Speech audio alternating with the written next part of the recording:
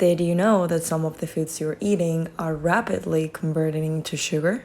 Let's talk about it. 2 slices of bread have about 10 teaspoons of glucose. 100 grams of dry weight pasta or rice that when cooked is about a cup, it has the equivalent of 16 teaspoons of glucose. And the problem is there is no fiber in these high carbohydrate foods to buffer that glucose. And this is important because this rapid glucose breakdown affects your mood, energy, weight, metabolism, and hormones. That's why it's so important to avoid refined high carbohydrate foods.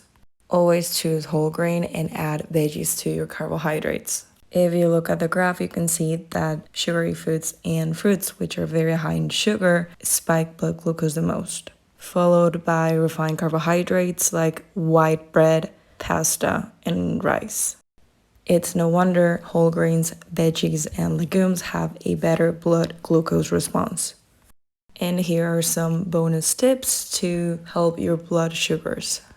Eat a savory breakfast, not a sweet one, so eggs are better than just fruit. When you do eat sugar, have it as dessert after a meal, never on an empty stomach.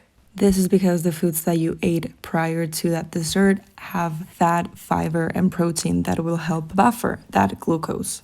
And I always recommend to have veggies as starters because that fiber is going to help buffer that glucose.